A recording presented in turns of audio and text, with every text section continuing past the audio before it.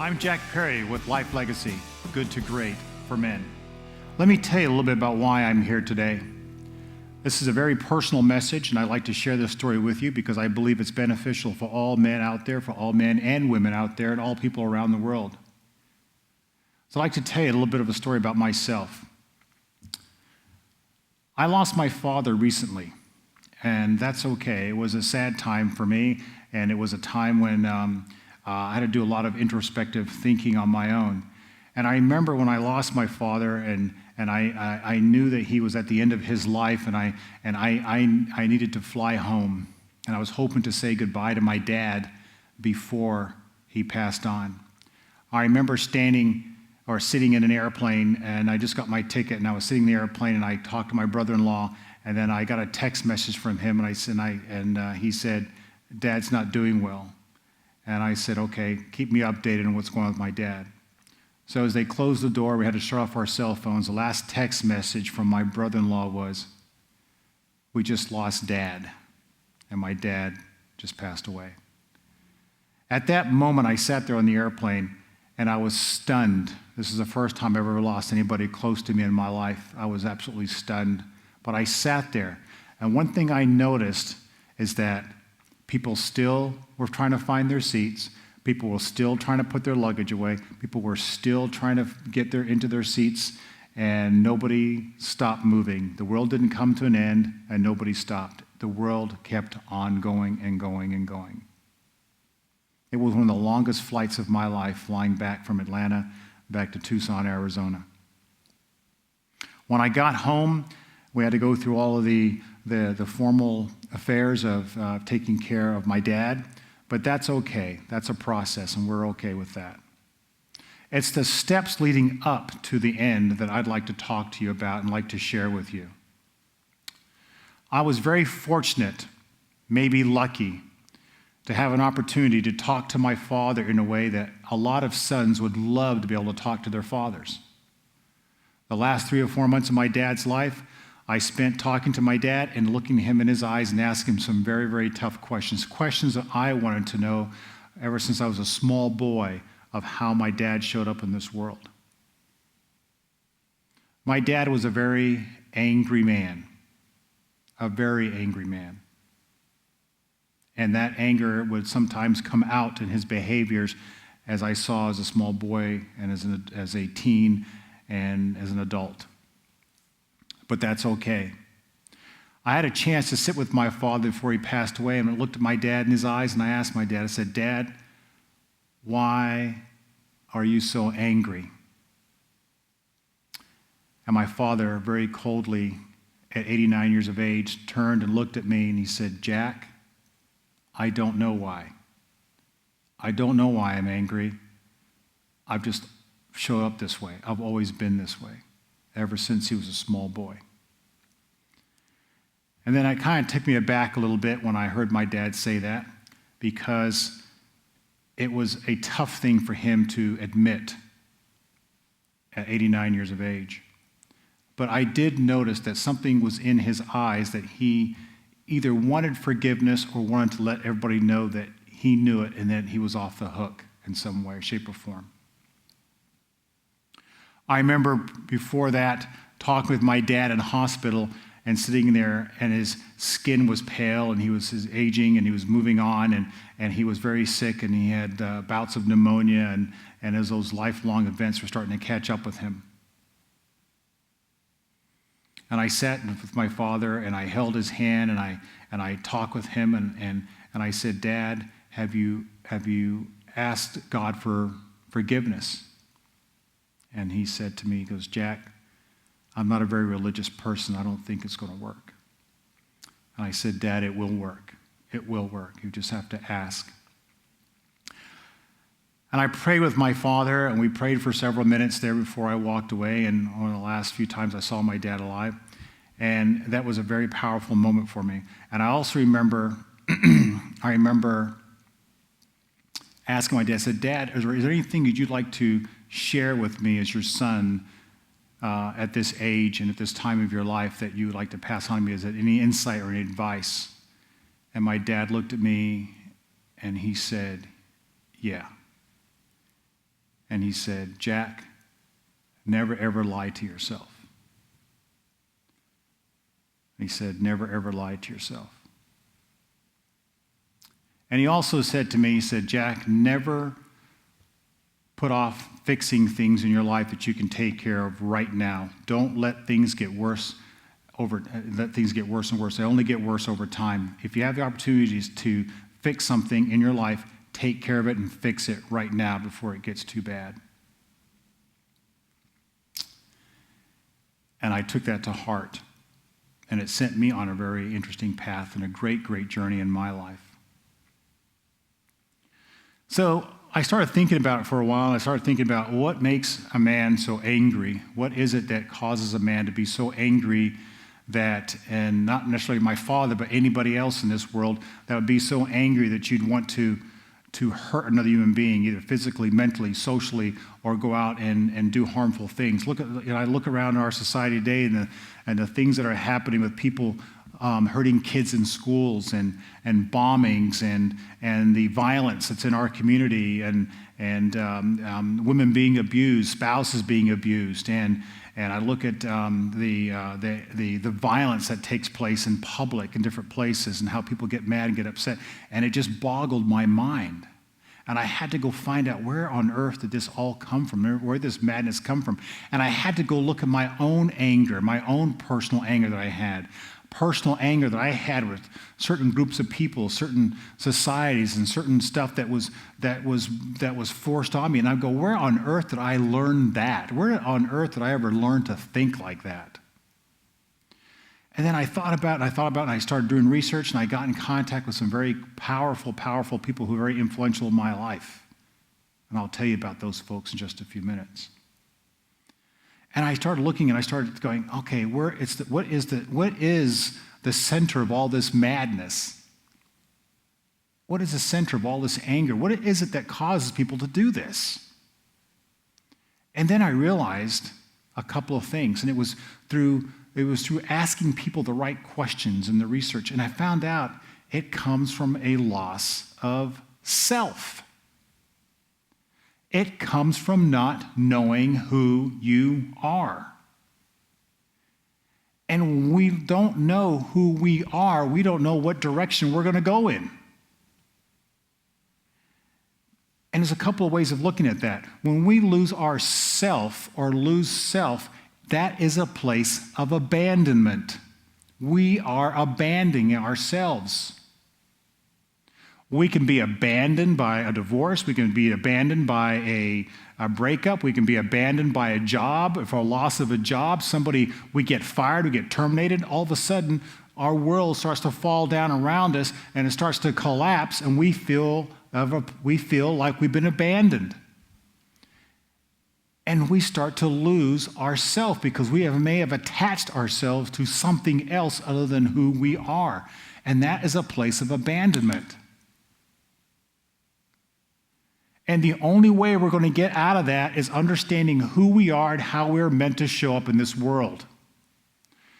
And let me tell you, ladies and gentlemen, there's two ways you can go with it. And I'm going to tell you right now, you can't argue with it. You can't rationalize away. You cannot sit there and tell me it doesn't exist, because it does. And that is, if you don't know who you are and you're abandoned, you come from a place of abandonment, then the first thing you're going to do is may feel like a victim.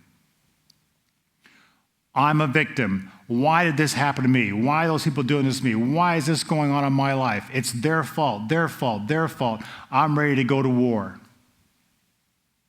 We've lost ourself, and so since we don't know who we are, we're going to go find a war and go find a fight and go find somebody else to justify our existence. Two things you can do at that point. You can accept it and you stay there angry, ticked off, and mad at the world, or you can choose to get out of it.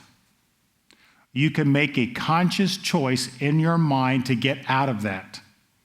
Yes, it is. It's that easy. It's a choice. When we don't understand how to do that, don't have the right tools for that, we will have a tendency to stay in that place. And what the sad thing is, you start off at an early age or at some point in your life, and you don't know how to get out of it. And you'll go on and go on and go on. The behaviors that aren't helping you and supporting you and people around you, you go on and on and on until you get to the end of your life and you realize there's nothing else on the other side for you to be at war at. And you go, my gosh, why didn't I take care of this back here? Why on earth would you want to do that? Why would you show up in the world like that, knowing that if you could take care of it right here, when you get to this spot, why not fix it right now? That's where we men start to lose it, right there. But you can fix that. Here's how you do that. The first thing is you need to understand who you are. Go look in the mirror. Ask the tough questions. Who am I? I don't mean by a name or how you show up or what your job title at work. Kick that stuff to the side. Who are you as a man? Who are you as a man? How are you going to show up? Let me tell you what anger and victim thinking does to you. What happens, you start to get a memory or you get a thought in your mind and it perpetuates and gets worse and worse and worse. Your mind's going to loop and you think everybody in the audience that wears a red shirt is a bad person. Everybody that looks like this is a bad person. And all of a sudden you start going to war with everybody that looks like something different, doesn't act like you. Until something traumatic or very dramatic happens in your life and you got to sit back and you go, I've got to do something about it. And you know what anger does to you? You know what anger can cause you to have so many physical ailments in your life, it's unbelievable. The stress that goes along with being angry. The lack of interpersonal relationships with other people is supposed to be so important to you in your life. The relationships you're supposed to have with a kid or a child or a daughter growing up, because that person may look up to you for guidance in their life. It's the relationship you have with a spouse, somebody you love, somebody you've looked in their eyes and said, I love you, will you marry me? And you make a promise or a commitment to that person. But because you have so much baggage and so much anger and so much commitment to the bad things in your life, you don't know how to get to that person to where you need to be. It blocks you. It blocks you. Anger will block you. And you come from a place of anger when you don't know who you are and don't have tools in your life to get you to a place of peace and comfort in knowing who you are. There's ways of doing that. Getting out of a place of anger from victimhood and getting out of a place of conflict where you want to go to war with the world, it's easy to do that. It's when you find out who you are and you get to a place of resolution where you say to yourself, you know what, doggone it, this is not helping me. It's hurting my life, hurting my relationships, hurting my family. I choose to take responsibility for myself. I'm going to man up, be a man, and start taking responsibility for my habits, my behaviors, how I interact with other people, and how I choose to show up. And that could be very tough for a lot of people. And when you learn how to do that, the world's going to look a lot different to you. Take responsibility for how you talk to somebody. Take responsibility for your actions. Take responsibility for telling somebody in your world that you care about them. Go tell that person that's most important to you in your life that you care about them, that you love them. When you learn how to do that, the world opens up for you and looks a whole different. The world just looks a lot different. You come from a place of peace, a place of tranquility. The interesting thing about what I do and work with people is, and they come to me, and I always listen to the language that they use, and the language they use is, they've got to do this. Those people need to do that. They've got to change. Why are those people doing that? Well, I asked them, I said, well, who sent out the memo that it was your world and everybody else was just in it? Nobody got the memo. You can't change everybody else. You can only change yourself. Making positive choices in your life. Making a positive choice in your life is saying to yourself, I choose to talk to people from a place of humanity instead of a place of just a person. Making positive choices in your life could be, instead of getting mad, angry, and upset with somebody and going for a drink or going for searching pornography or other unhealthy habits in life. It's saying, I choose not to conduct that behavior in my life. That's a positive choice.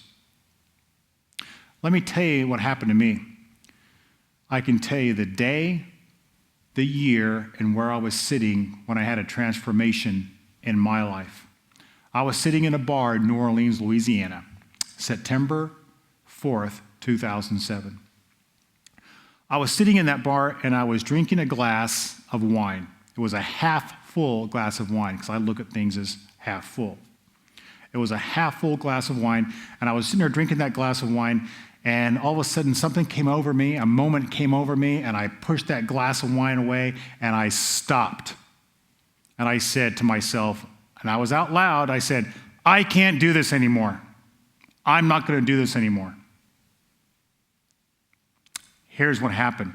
At that point in my life, when I was sitting there looking at that glass of wine, I realized the things in my life I needed to take care of that were important to me, the things that meant the most to me, the things that kept burbling up in the back of my mind, the things that as a man I needed to take care of, I was letting them slip by.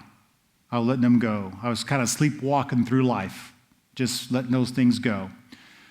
And I realized that every time I drank a couple of glasses of alcohol or a couple of beers or something like that, those things that were really important to me in my life sort of got pushed back to the back of my mind. Yeah, I'll take care of it tomorrow. I'll take care of it tomorrow. I'll look at it tomorrow. But you know what? Tomorrow never comes, because the next day may do the same thing. Now, don't get me wrong. By classic definition, I was not an alcoholic. I did not have a DUI. I was never arrested for any alcohol. I never had an alcohol-related incident, and my job never suffered because of alcohol.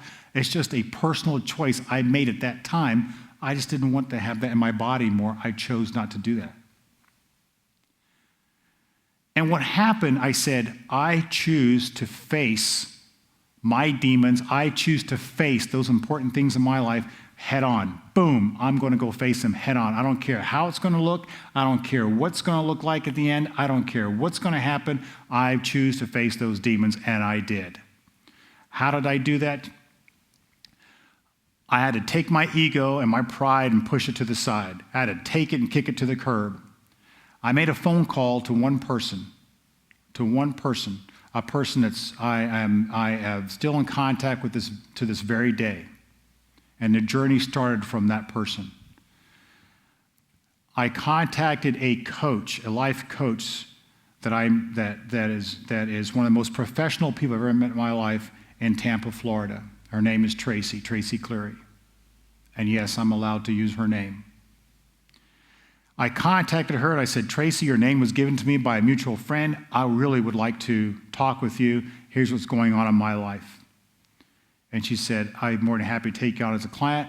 And we talked, and we talked, and we talked. And we're going into our 5th year now with a coach-client relationship. And what she did for me was she sat there and talked to me and asked me some of those deep questions that we men don't always want to face. Some of the ones I just mentioned to you a while ago. Who are you? How did you show up? Who taught you that? Where'd you get that behavior from? Let's go back and redefine it and go look at it again. Was it very emotional for me as a man? You better believe it. If you don't think that's manly, hey, get over yourself, because it is. Real men know how to face danger. Real men know how to be the macho guy. Real men know how to take care of the challenge in life. And real men also know how to look in the mirror and go, I may have made a mistake and I need to take care of some business. Because those that don't and skip through life hurting other people, that's a coward. That's a coward. So if we men are supposed to face danger and supposed to face the tough things in our life, then why do we not face ourselves? No, we don't want to do that because that could be painful. So I'm going to go to war with the rest of the world. Everybody else better be doing what I ask them to do. That's a coward's way out. That's a coward way out. Let me tell you, excuse me, the things I've learned going through this journey were very, very powerful to me. They were very strong, very powerful, and they're life lessons that I will take with me for the rest of my life. And it's interesting because now I have a sense of observation and view and purpose that's very powerful, and I see things now from a different perspective. For instance, I look and I see how parents talk to their kids. I listen to the words they use when they talk to a child.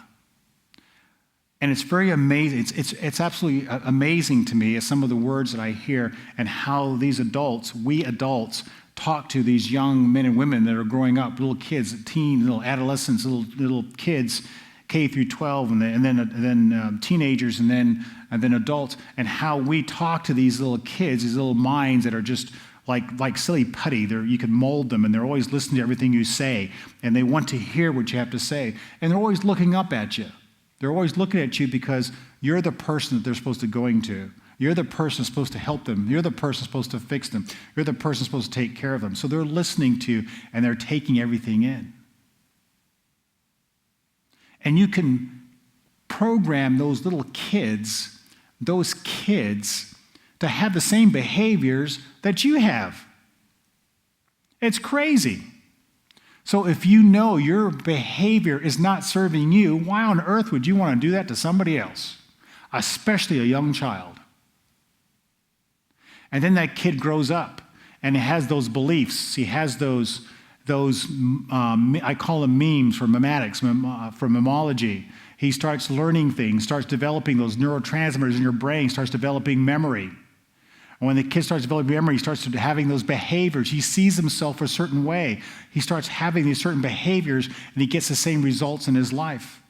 If he sees himself as being weak or seeing himself as a person that can't succeed because somebody that was very instrumental in his life and powerful in his life tells him, you'll never make it, you can't do it, you got to do this and got to do that, that kid's doesn't know which way to go. So his behaviors may be of those behaviors of somebody that's not ever going to succeed. Well, I'm not going to succeed. My dad told me I won't. My dad says I'm a failure, so why on earth I even try? Yet the parents are still trying to push him out the door. Get good grades. Go do this. You need to get a job. Go do that. But you've already taught the kid he's not going to succeed. Why on earth would you do that to the kid? It's all how we view and see ourselves and how we impart that onto other people. So if we know how we view and see ourselves is not helping us, why don't we change it? Especially we men. We've got to change it because we're hurting this world. And I don't care what race you are. I don't care what religion you are. I don't care who you are or how you define yourself. Ladies and gentlemen, it affects us all. And the first thing we have to understand in finding ourselves is sit down and ask yourself the tough questions. What kind of legacy do I want to leave in my life when I get to the very end? How do I want to be remembered at the very end of my life? What behaviors am I exhibiting right now in society with the people important to me, most important to me in my life? How are they going to remember me when I get to the end of my life? Some of you may not care. That's okay with me. That's your burden. That's your demon. That's your journey. If you choose to make a great life legacy, when you get to the end of your life, you start by making positive choices in your life right now. How do you do that? First thing you want to do is understand who you are. What habits do you have in your life right now that other people tell you have, or maybe that you know you have, that are unhealthy for you? And once you identify those, you ask the tough question. You say, how am I going to change this? I choose to make a choice in my life to change these unhealthy habits and unhealthy behaviors that are affecting people around me. And what's going to happen when you start to make those changes, you start to get rid of those old habits, those old behaviors, people will start showing up differently in your life. And once we understand that, ask yourself, what is my purpose and my mission in life? We all know major companies, Fortune 5,000, 500 companies, all have mission statements. The military's got mission statements. Chick-fil-A's got mission statements. McDonald's has mission statements. All kinds of great companies have mission statements. They know their mission in life and how they're going to perform and how they're going to succeed. So why on earth do we not have a mission statement for ourselves as human beings, as men? How do you want to write your mission, your legacy in your life? Why not write that down? Why not ask yourself those tough questions? I choose to show up as a man of character, a man of integrity. I choose to show up as a man of humanity. I choose to show up as a man that supports my community, supports my church, supports people around me. That is my mission in life, and that's how I'm going to show up. And if anything comes into your life to take you off of this, you say, no, I don't want this. I don't need it. This is who I am. This is how I choose to show up in this world. And you sign it, and you keep it on you all the time. You keep it in your pocket. You keep it somewhere where somebody says, why are you acting like that, Jack? Pull that mission statement out, and you show that mission statement to them. Once you understand that, who you are, what behaviors you have, change those behaviors, what your mission is, what your passion is in life. Once you understand that, nobody can knock you off your pedestal. Nobody, if you know who you are and how you stand and what your ethics are, what your morals are, and how you choose to be in this world, nobody can push you off of that pedestal. They can't do it because you have a bigger yes of who you are inside of you than a weaker no on the outside. People can't take that away from you. It's pretty powerful stuff. Ladies and gentlemen, I'm going to close right now.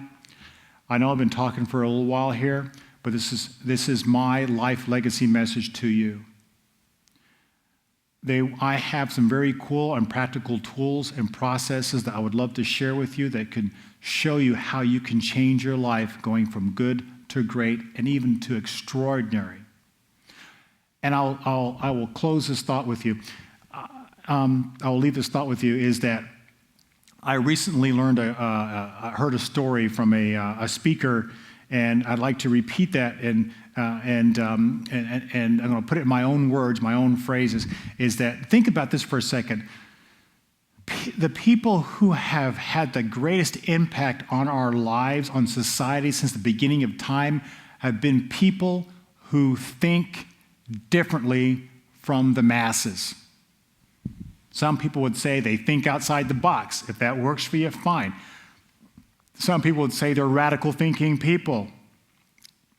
I like that. Think about the people in this world who have had the greatest impact on our society, on our lives, on the world, and who have changed so many things. Jesus Christ, radical thinker at the time, wasn't he? How about Albert Einstein, radical thinking person? How about the Wright brothers, radical thinking people? How about Martin Luther King, radical thinking person? Joan of Arc, radical thinking person. And look at the impact these people have had on our lives. It's the radical thinking people, the people who think outside the box, those men and those women who choose to look at themselves and say, we can make a change. We have an impact on our life and our society. Those are the doggone people that make changes in this world. It's not people who skip through life, sleepwalk through life and go, yep, that's the way it is, I'll accept it. Absolutely not. I challenge you all, I challenge you men, find out what your legacy is going to be. How do you want to show up, and how do you want to be remembered? Ladies and gentlemen, it's been an absolute pleasure to be with you today. My name is Jack Perry. I own and I work at SourcePoint Coaching. This has been my life legacy message to you all. You've been awesome. Thank you all very much.